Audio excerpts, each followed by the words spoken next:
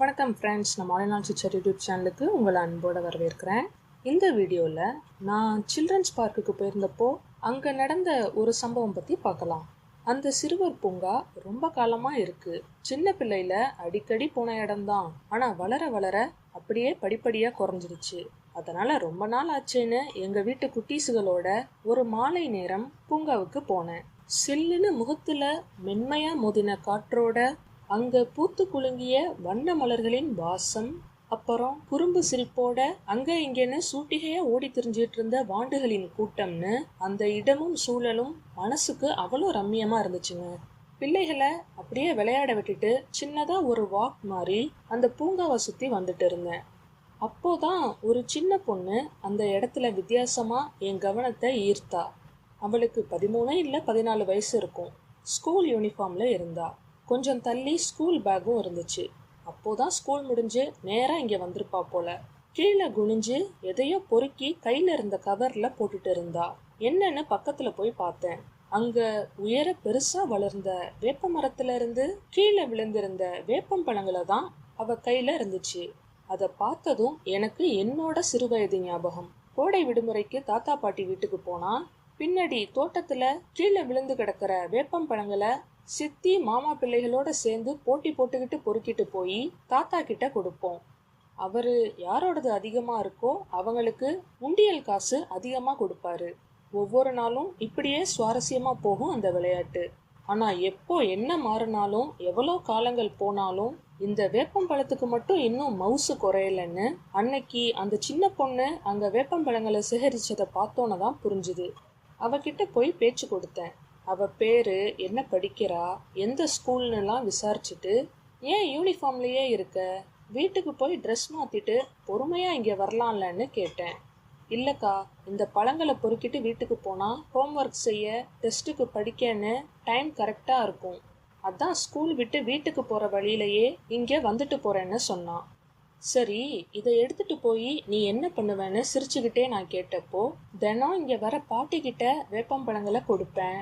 அவங்க எனக்கு காசு தருவாங்க. அதுல எனக்கும் தங்கச்சிக்கும் பேனா பென்சில்னு தேவையானதை வாங்கிப்பேன்னு சொன்னான். எனக்கு தூக்கி வாரி போட்டுச்சு. ஏம்மா, உங்க வீட்டுல கேட்டா வாங்கி தர மாட்டாங்களான்னு நான் கேட்டதும், வாங்கி கொடுப்பாங்க தான்.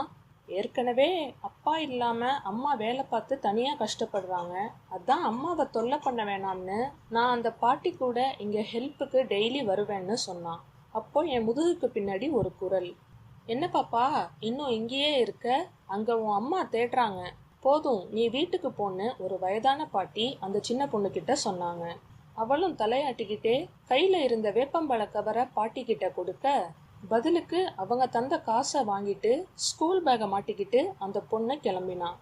நான் அந்த பாட்டி கிட்ட அவளை பத்தி விவரம் கேட்டேன். எங்க தெருவுல தான்மா குடியிருக்காங்க, பாவம், அப்பா இல்லாத புள்ள. ஆனா இந்த சின்ன வயசுலயே எவ்வளோ கெட்டிக்காரி தெரியுமா, அப்படியே அவங்க அம்மா மாதிரி. அவ அம்மாவும் இப்படிதான். கணவன் இல்லைனாலும் இப்போ படிக்கிற அதே ஸ்கூல்ல தான் என் பிள்ளைங்க படிப்பாங்க. கஷ்டம்னு கவர்மெண்ட் ஸ்கூலுக்கெல்லாம் மாற்ற மாட்டேன். நான் வேலை பார்த்து என் பிள்ளைங்கள நல்லா கவனிச்சுப்பேன்னு வைராக்கியமா சொல்லும். அதை பார்த்தே என்னவோ அம்மாவோட கஷ்டத்தை குறைக்கணும்னு சொல்லி நான் இங்க வேப்பம்பழம் பொறுக்கிறத பார்த்து ஒரு நாள் என்கிட்ட வந்தா. இதை வச்சு என்ன செய்வீங்க பாட்டின்னு கேட்டா. நான் இதை மொத்தமா கொடுத்து வித்தா காசு கிடைக்கும்னு சொன்னேன். உடனே அப்ப நானும் தினம் உங்க கூட ஸ்கூல் விட்டோன்னே இங்க வரேன்னு சொல்லி இதை பண்ண ஆரம்பிச்சா.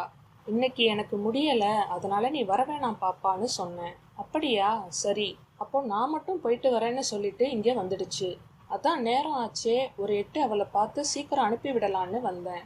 நீ வேணா பாருமா, அவ வளர்ந்ததும் இன்னும் பெரிய ஆளா வருவான்னு சிலாகிச்சுக்கிட்டே அந்த பாட்டி சொன்னாங்க.